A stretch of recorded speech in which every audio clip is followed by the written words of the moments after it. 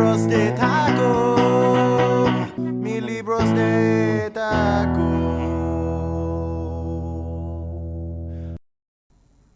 Happy every hour. It is getting close to Cinco de Mayo, and you know, in the past, Cinco de Mayo, big drinking holiday similar to St. Patrick's Day. Why is it in America, when we celebrate another country, we associate it with alcohol? That's not a question I want to answer today.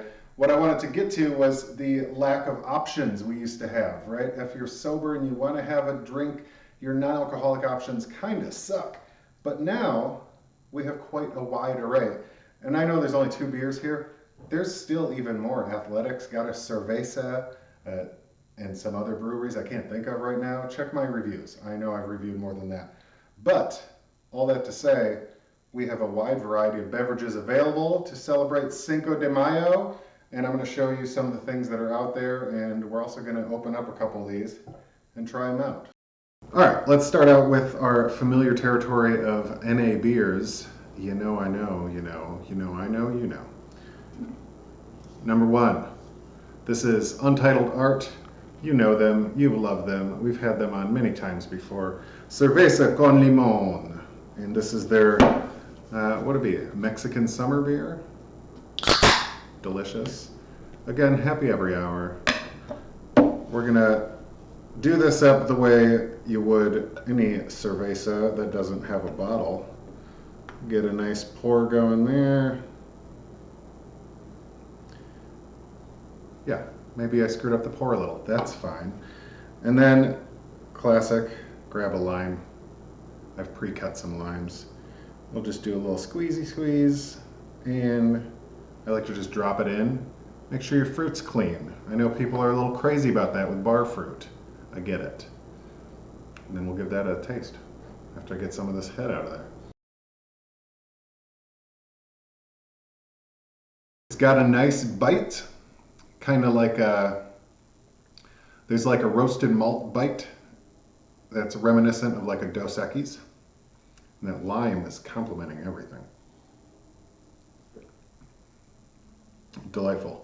If you can find it, Untitled Art, you can't go wrong. They make great stuff.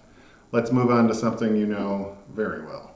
You know it, you love it, it's been around for years. Okay, maybe you don't love it, but you associate it with certain things. Beaches, summer, May. It's very exciting to ever see a macro brew, talking about Corona. It's awesome, awesome, awesome to see a macro brew get a non-alcoholic version. This is a sign of the future, so that's a good thing. Is it more competition for microbrews like Untitled Art? Absolutely, absolutely. But more options is not a bad thing at this juncture. That's just my opinion. Here's what I like about the non-alcoholic Corona. First of all, it's in a bottle. Corona should be in a bottle. I know there's argument for cans. I've seen the cans. That's fine. But what I like to do, and what I did with high octane Corona back in the day, is you really shove this guy in there. There we go. And then thumb and upside down. You watch that little line go all the way to the top. You see it floating up there? And then you flip it back over, give it a second, and you're going to get one of these.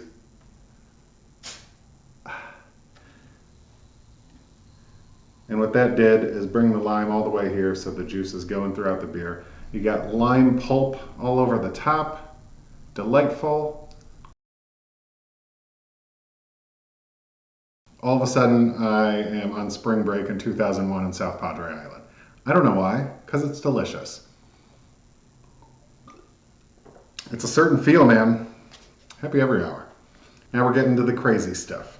So, I want to introduce a few things. First, you might be familiar with already Ritual. They have a tequila alternative. They also have a rum alternative, a whiskey alternative, gin alternative, I believe. So we're going to be using Ritual. And then this is new. This is La Planta. And they call it a non-alcoholic agave spirit. Feels like that's tequila, but I know you probably don't want to say that just in case. I don't know all the names, but it's by a company called Feelin' Good. Why do you know that? You don't, but I'll tell you why you do. Philip Brandis, the Phil in Phil and Good, is the founder of Bravus Brewing, and this is essentially a spirit, a non-alcoholic spirit from Bravus. And then finally, we have All the Bitter. All the Bitter, none of the fun. This is an orange bitter. We're going to use this as a substitute for triple sec in a margarita. So that's why I have that out here. We also have some glasses. We'll need those. Some ice. We'll need that. Lime juice, a full half cup of it. Some limes left over from our Corona adventures. And then some simple syrup. Orange bitters is bitter. You want some of that sweetness that you would get from the triple sec, so we're going to sub in some simple syrup. Why is this here? Because it's garbage, and I want you to know that.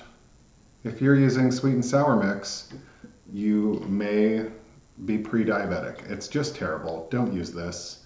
This is actually expired. That's how old it is. And it probably tastes the same. So, garbage. Don't use it. It's bad. Let's start with the La Planta. La Planta advertises itself as either, you know, mixer, you want to make a margarita, or if you want to sip it. That is a big thing in this industry. There is no spirit replacement for a sipping spirit, a sipping whiskey, a sipping scotch, or a sipping tequila. So we're going to take them at their word and try that out first. I'm going to do, not that ice cube, that ice cube's gone. We're going to do a couple cubes there. Happy every hour, by the way. And put ritual and bitter beside here. So, I'll tell you, man, it smells like tequila. That agave, like it smells like a yellow tequila. I'm gonna do a little bit here. And I'm going to give this a shot. Now, I interviewed the founder of Bravus, Philip Brandis, and they discussed their proprietary method of removing the alcohol. And I'm assuming they did the same thing with this. So I'm curious to know if it's going to taste different in regards to ritual or any other liquor replacement. The smell. This might be unsafe for people that used to do this professionally. Okay, so I get it, and you know what, we're going to try something here. It tastes very watered down, so I'm curious to know what it's like neat. I mean, it actually coats like a liquor. So here's the deal. I think if you took tequila and you took the burn off of it, this is exactly what you'd get left with. So as far as authenticity goes, I think that kind of hits the nail on the head. That said, would I sip this for funsies? No. Probably not. Up next, margaritas. Happy every hour. You'll notice there's no salt here. That's because I am unlike you and I don't like it. So, get away from me. Mi libros de taco, mi libros de taco, mi libros de taco, mi libros de taco, mi libros de taco, mi libros de taco. I brought nothing to mix these, so here's what we're going to do. Yeah. Professional bartender, folks. Oh yeah, listen to that jingle. Okay. What are we doing first? We already did some La Planta. Let's try it as a margarita. I don't know if it's too much lime juice, but I'm not getting a lot of anything else. Oh, you know what? I lied. Very subtle.